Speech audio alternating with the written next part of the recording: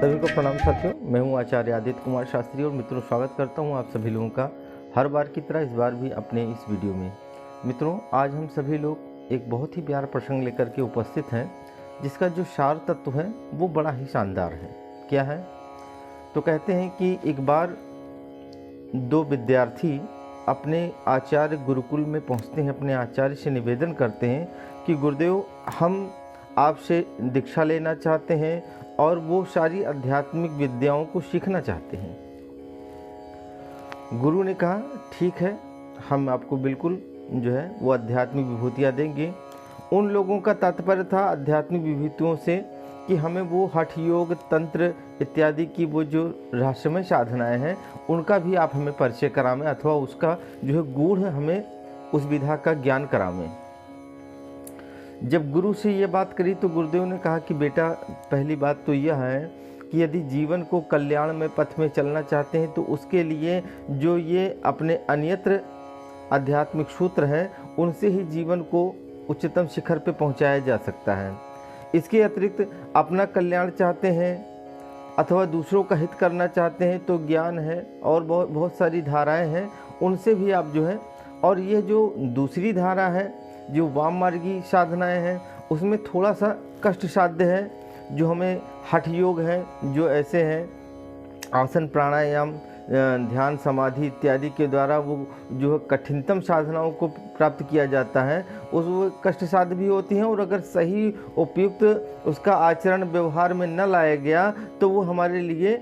अनुपयुक्त भी हो जाती हैं, हमारे लिए कष्टकारक भी हो जाती हैं।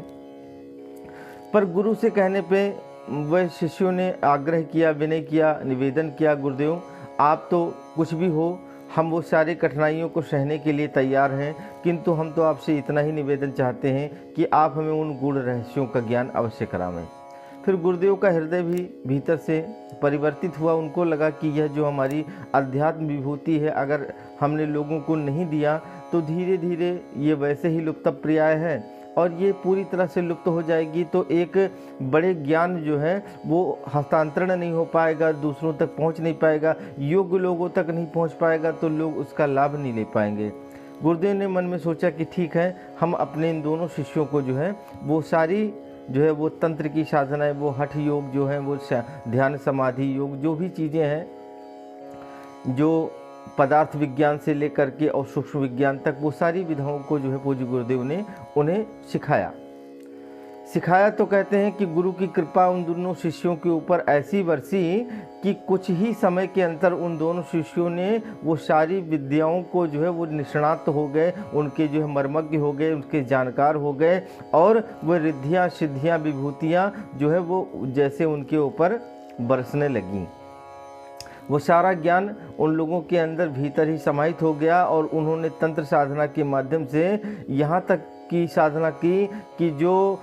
एक शरीर से अपने प्राणों को निकाल करके जो है वो दूसरे शरीर में अपने प्राणों का प्रवाह कर लेना, एक स्थान से बैठे बैठे दूसरे स्थान पर चले जाना, दूसरों के मन की बातों को जान लेना, आदि आदि बहुत सारी विभूतियों से वे संपन्न हुए।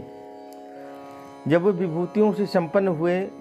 तो वे प्रसन्न हुए, गुरु को प्रणाम किया और कहने लगे, गुरुदेव हमने आपके गुरुकुल में रह करके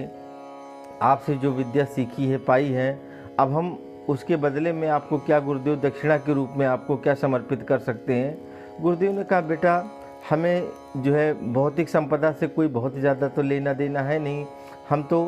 ऋषि संत महापुरुषों की जीवनी जीने वाले लोग हैं, अपना तो बस केवल ही है कि निर्वाह चलता रहे, परमात्मा का भजन होता रहे और इतने में ही हम प्रसन्न रहने वाले विरक्त महात्मा हैं। पर फिर भी उनको चूँकि वो सिद्धियाँ आ गई थी उनके अंदर, तो थोड़ा उसका जो है उनके अंदर ये था कि हम अपनी सिद्धियों से गुरुदेव जो भी आदेश करेंगे वो हम इनको ला करके देने के लिए सामर्थ्यवान हैं।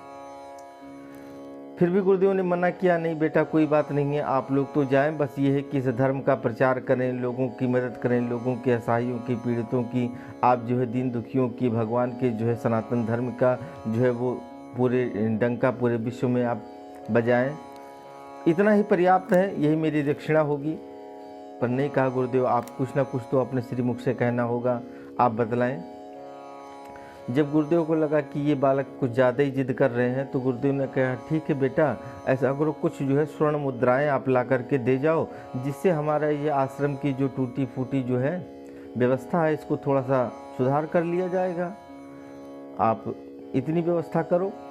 उन्होंने कहा ठीक है गुरुदेव। अब वो लोग वहाँ से निकले तो मन में यह था,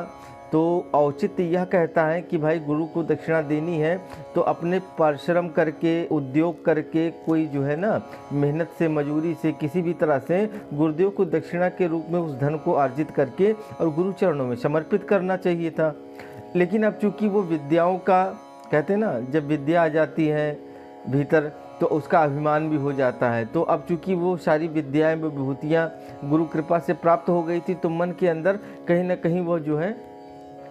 वो विभूतियाँ के चक्कर में उसके मन में आया कि अब जल्दी से जल्दी गुरु के लिए स्वर्ण मुद्राओं का इंतजाम कर दिया जाए और जल्द से जल्द इस गुरु ऋण से हम उऋणी भी हो जाए।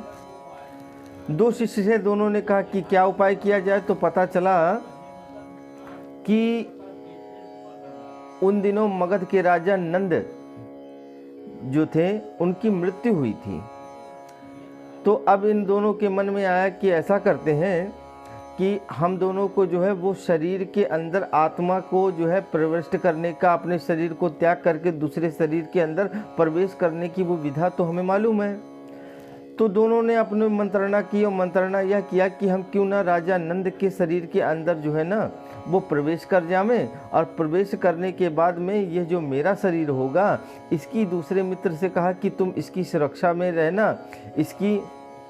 और मैं वहाँ नंद के यहाँ जा कर के नंद के रूप में बन करके उसकी आत्मा के अंदर प्रविष्ट हो करके और वहाँ जा कर के मैं बहुत सारे पैसों को इधर से हेर फेर करके और तुम तक पहुँचा दूँगा, और इसके बाद उस पैसों से ले जा कर के गुरु की जो है वो दक्षिणा भी पूरी हो जाएगी, अपना भी जीवन चल जाएगा शानदार तरीके से। क्या किया जाए? कहा सर्वप्रथम तो ऐसा करना पड़ेगा कि किसी एक को अपने में और जोड़ना पड़ेगा, ठीक है, जो इसमें हमारी मदद करे थोड़ी सी, ठीक है। अब उसको चूंकि शरीर के अंदर प्रवेश करने का, आत्मा को निकाल करके परकाया में प्रवेश करने का वो विधा जो थी वो उसको मालूम थी। परकाया में उसने तुरंत क्या किया कि एक मित्र ने उस नंद के शरीर में जाकर के प्रविष्ट हो गया। अब जब नंद के शरीर में प्रविष्ट हुआ तो चारों तरफ हाहाकार मच गई। लोग आश्चर्यचकित रह गए कि अभी ये मरा हुआ व्यक्ति कैसे जीवित हो गया। कोई बात नहीं। दूसरी तरफ उसने उसके शरीर को, दूसरे मित्र ने उसके शरीर की सुरक्षा के लिए अपने आप को नियुक्त कर लिया। एक नए व्यक्ति को इसमें जोड़ा जो उस राज परिवार का ही था, उसको जोड़ा और उसके माध्यम से कुछ धन संपत्ति को जो है इधर का हेर फेर करने की नियुक्ति बनाई गई।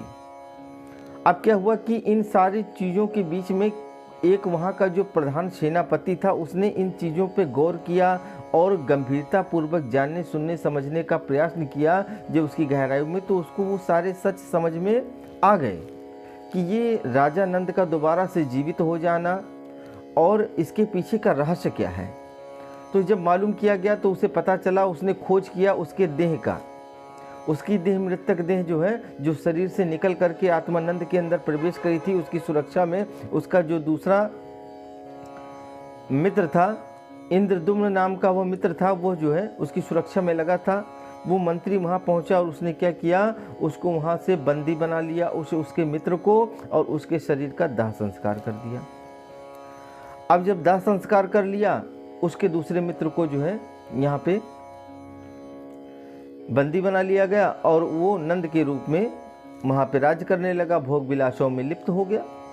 कुछ समय के बाद में जो है चंद्रगुप्त मौर्य ने उस नंद को जो है समाप्त कर दिया और दूसरा मित्र वहीं उसी कारागार में सड़ करके जो है उसने अपने जीवन की विद्या को वहीं समाप्त कर दिया। मित्रों, क्या हुआ जब इसकी समाचार पूज्य गुरुदेव जिन्होंने उस विधा को सिखाया था, उन्होंने इस विषय में जब जानकारी मिली तो वे बड़ा पश्चाताप किया। कहा कि जो है यदि पात्रता न हो, यदि समझ न हो, यदि योग्यता न हो तो किसी व्यक्ति को जो है वो दिव्य विभूतियाँ नहीं प्रदान करनी चाहिए थी। गुरुदेव ने उसी समय यह संकल्प लिया कि अब मैं इस अध्यात्म की विधा को, इस जो है ब्रह्म विद्या को मैं किसी को जो है नहीं प्रदान करूँगा। मित्रों, क्या है कि यदि हमारे भीतर, हमारे अंदर योग्यता नहीं आ जाती, हमारी बुद्धि पर जो है परिष्कृत नहीं हो जाती है, हमारे अंदर वो योग्य नहीं आ जाती है कि हम विभूतियों को धारण कर पावें, तो हम क्या है, हम ऐसे ही ओछे कृत्य करते हैं और ओछे कृत्य कर करके हम अपने जीवन का जो है वो समाप्त कर देते हैं। मित्रों, वो विभूतिवान बालक चाहते तो समाज में बहुत कुछ हित कर सकते थे, लोगों का कल्याण कर सकते थे, अपना भी जीवन शानदार कर सकते थे, पर उन्होंने शायद उस मार्ग को समझना उचित नहीं समझा और वो सीधा सीधा तंत्र में प्रवेश कर गए। इसलिए आज भी जो है जो अच्छे आचार्य हैं वह तंत्र मार्ग में किसी की दीक्षा देने से पूर्व पहले उसे वैदिक पद्धति से, उसको सनातन पद्धति से पहले उसको शिक्षित करते हैं, उसका परिमार्जन करते हैं, परिष्कृत करते हैं। जब उसके अंदर उसी योग्यता को वो प्रमाणित रूप से देखते हैं तब वो देने का प्रयास करते हैं। हालांकि अब तो ये विधाएं बहुत कम देखने को मिलती हैं। तो मित्रों, आशा करता हूँ एक छोटा सा प्रसंग जो सार तत्व में हम सब लोगों को बहुत सारी बातें बता के जाता है, तो आप लोगों ने ध्यानपूर्वक सुना समझा होगा। इसी भाव के साथ अपनी वाणी को विराम। सभी को सादर प्रणाम।